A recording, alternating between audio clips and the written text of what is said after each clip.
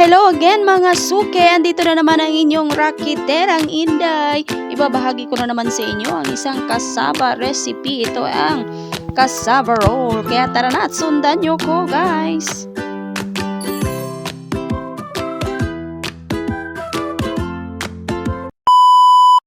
So guys, una natin gagawin ay ang ating paglalatagan ng kamuting kahoy mamaya. Gumamit ako dito ng karton na ginupit ko at saka cling wrap at saka aluminum foil, tape at saka gunting.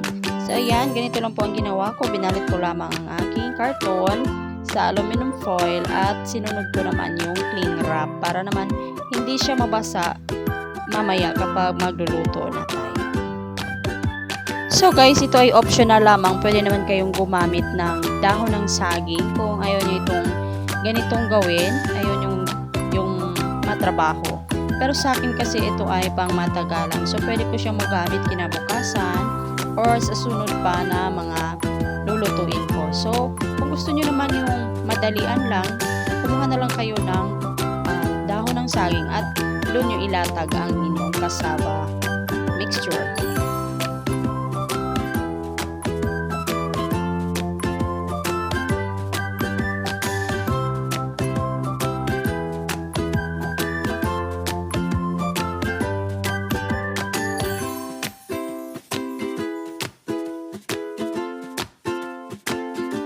Next po natin gagawin guys ay ang pagluluto naman ng bukayo, yung palaman ng ating cassava roll. So ito ay dalawang buko or dalawang nyog at nilagyan ko ng isang cup ng sugar at isang cup ng muscovado. Kung medyo matamis naman, pwede kayong mag-adjust according to your preference. So ayan, mas maganda po kasi yung kulay ng ating cassava, bukayo I mean, pag muscovado po yung lutuin lang natin siya in low fire. Pero wag nyo gayahin yung apoy ko kasi baka mapasok kayo. Haluin lang po natin mabuti para naman mag-well combine ang ating ingredients, yung asukal at hanggang sa maluto din ang ating nyog.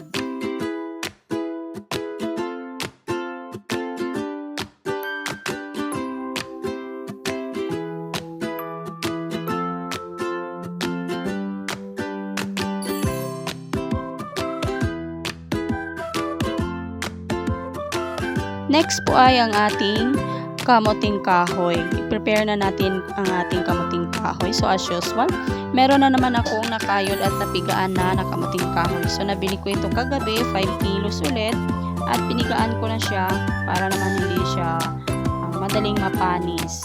At mawala din yung pait. So 14 cups in all po ito at nilagyan ko siya ng water, 7 cups. So gradual lang po ang ating paglalagay ng tubig para naman hindi siya magiging malabnaw. So pangit yung cassava mixture natin kapag malabnaw at nilagyan ko siya ng 4 cups na sugar.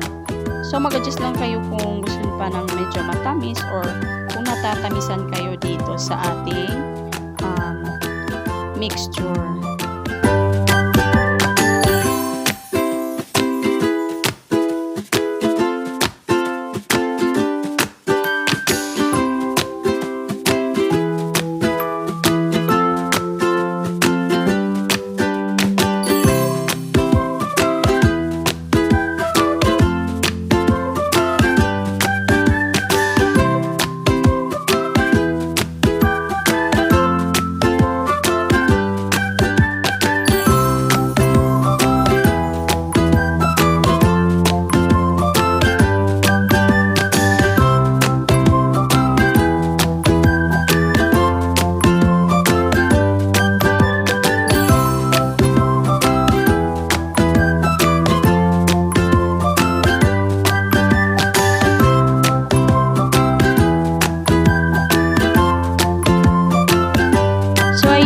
Ilatag na natin ang ating cassava mixture dito sa ating ginawa kanina na paglalagyan. So naglagay lang ako ng konting oil para naman hindi siya masyadong madikit mamaya. So ganyan lang, scatter lang natin siya sa buong lalagyan. Kailangan po manipis lang po siya para naman maganda siyang i-roll mamaya at hindi masyadong makapal. dapat po pantay-pantay po ang kanyang yung nipis at saka yung kanyang kapal.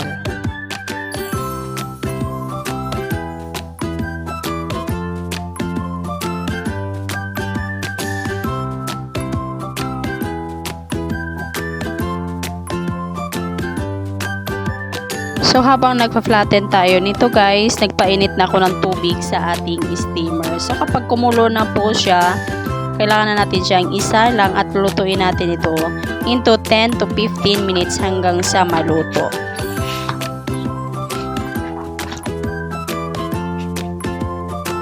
Pagpasensyahan nyo na po yung steamer natin.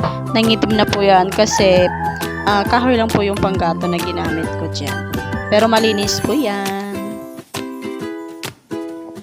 So, eto na nga guys, after 15 minutes, naluto na rin ang ating unang salang na kasaba kanina. So, ito po ay nakagawa po tayo dito na sa ganito pong isang salang, nakakagawa po ako ng 4 na piraso ng kasaba roll.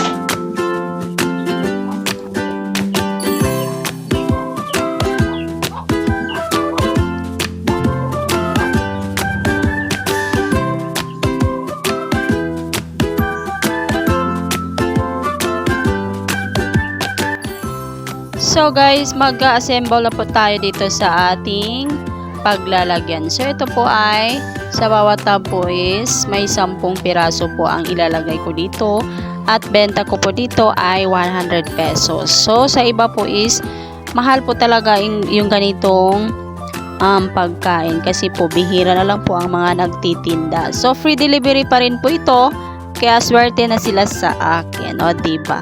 So yan lang po guys ang ating tutorial for today. Sana po nagustuhan nyo ang ating panibagong negosyo idea. Salamat sa panonood guys! And please like, comment, and subscribe for our channel. And don't forget to hit the notification bell para updated kayo sa bago nating video. Thank you guys!